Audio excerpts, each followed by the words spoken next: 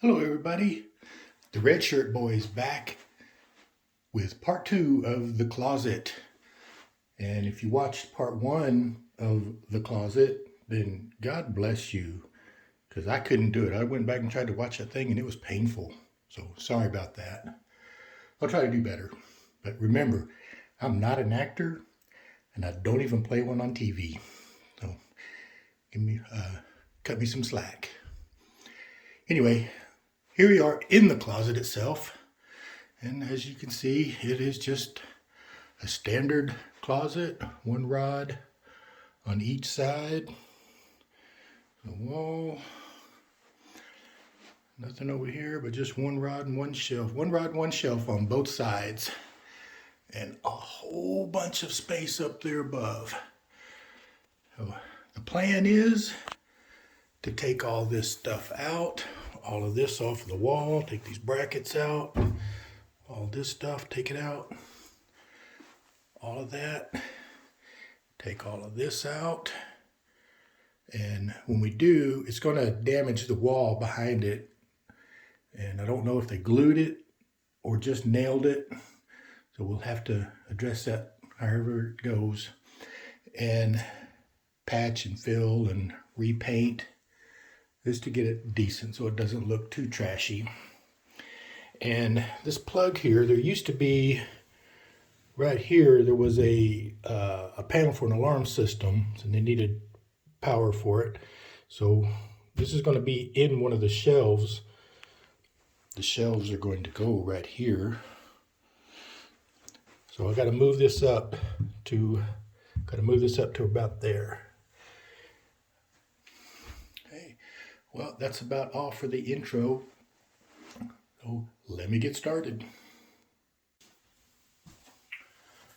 I'm going to start by taking these screws out to get this bracket off. So I get this rod out. Oh, in case you're wondering, and I know many of you are, I didn't film sanding and finishing those panels because, like I said, I went back and looked at the first video and thought, oh my gosh, no one will sit through that. I didn't want to sit through it.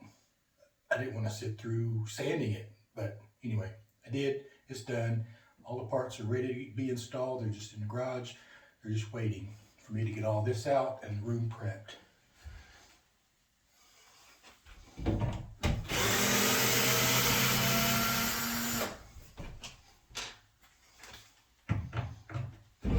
we go.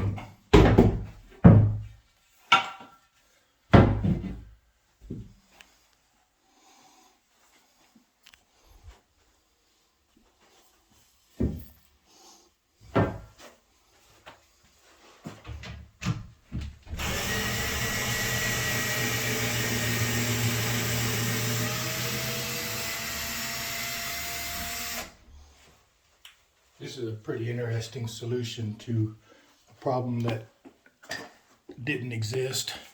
They cut an angle, this wall angles, so they cut the rod at an angle and drove a screw through there. So that was pretty cool of them. So I take this down, and I'm gonna go ahead and fast forward all of this because I still got some brackets, the rest of these brackets to take down, and just hang on.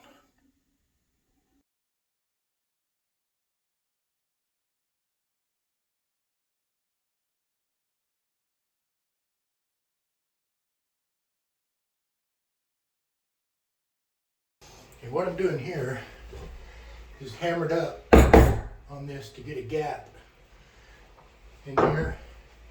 I'll take this pry bar, come in here and just work that piece up.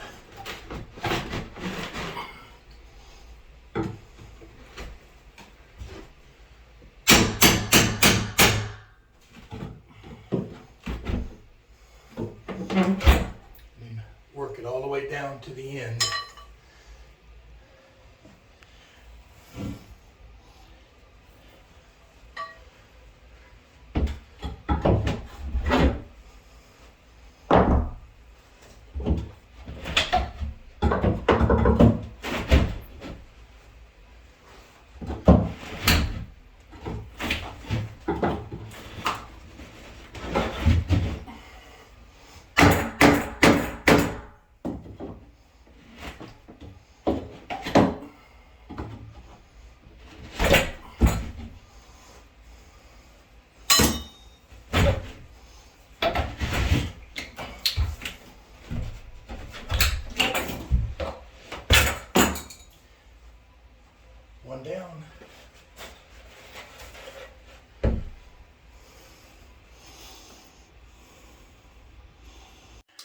Okay, I got both of the shelves off. And I just need to get this ledger board and these bracket supports off. And what I should have done before I pulled the shelves off is to cut this caulk. But it didn't peel too much of the paint. But I want to do that. I want to cut this caulk under here and all along here. Because if you don't, when you pull these pieces, that caulk will hold onto the paper of the sheetrock and peel it. We don't want that to happen. So I take my razor knife and I will, I don't have to do too much. Score it like that.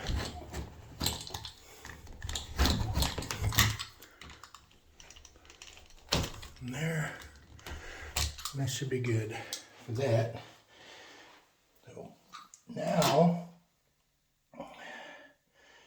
where'd it go?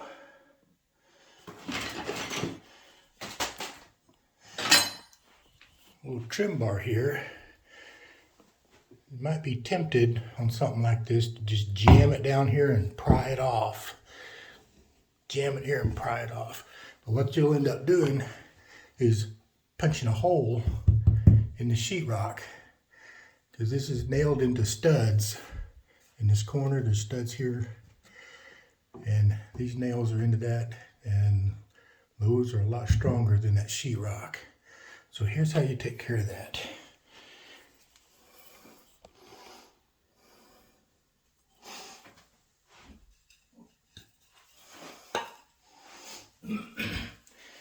Got a little small piece of scrap wood here, and of course it's too long.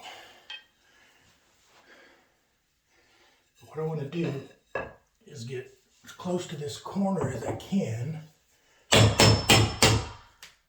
that in there, and if I were to just push up on here, I'm liable to damage the sheetrock.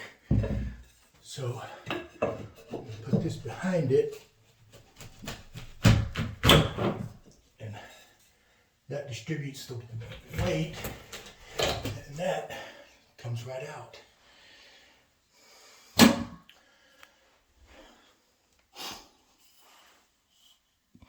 I'll just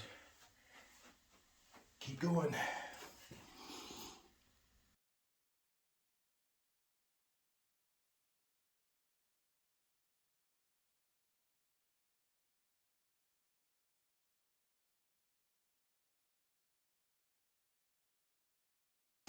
I'm down to the last little piece, and I'm just going to pry this one off because I know there's a stud right here, because this is, they usually put these on studs.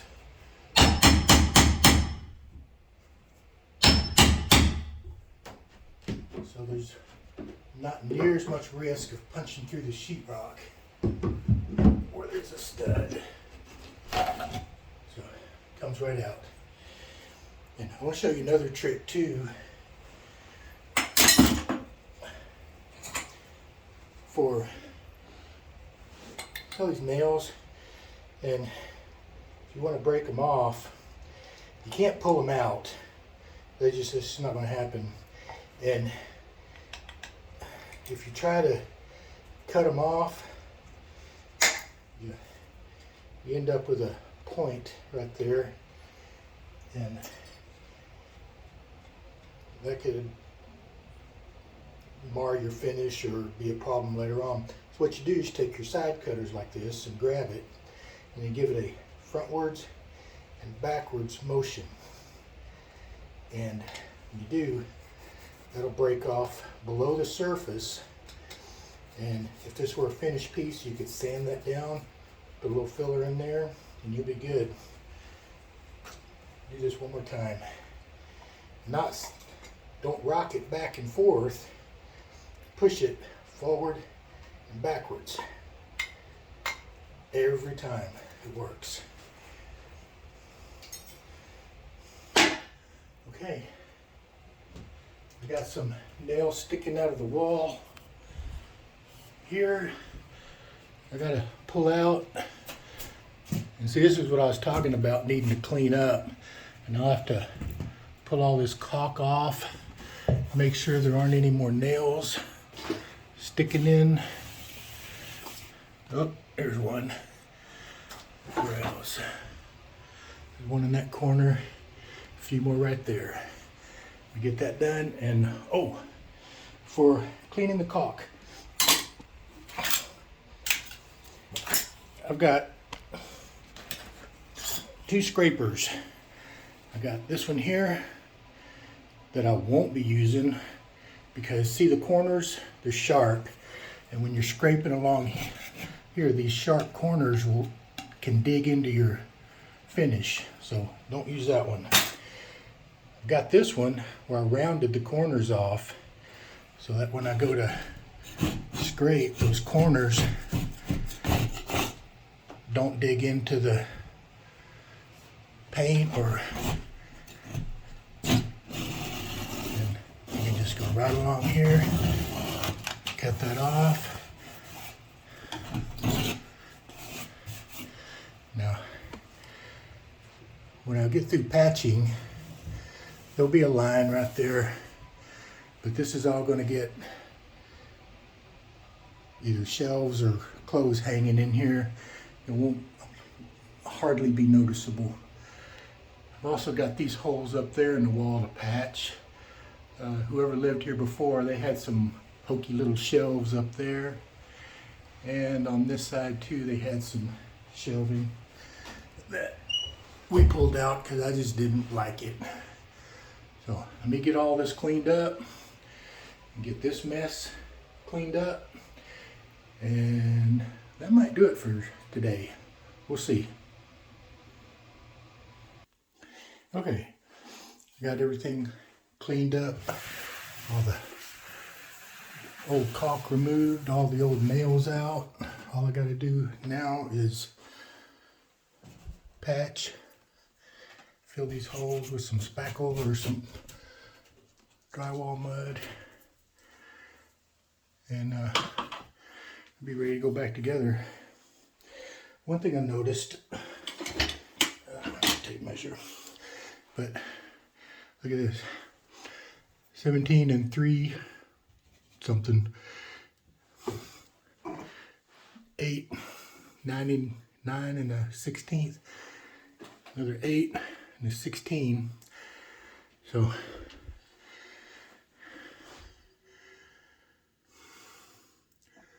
see, how was this in there?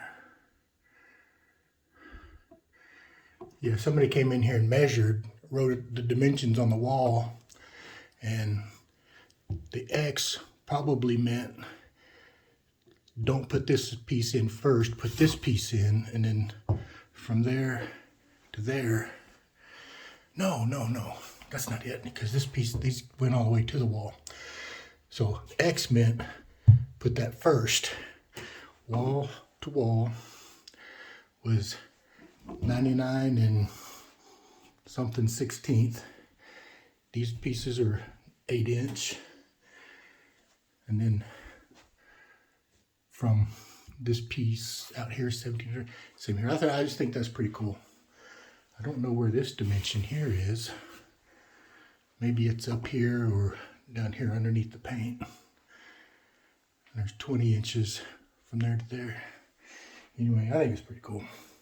You may not, and that's okay. All right, I think that's going to do it for today. I got all stuff cleaned up here. I got to put my tools up, and we'll be back for probably part 3. Bye.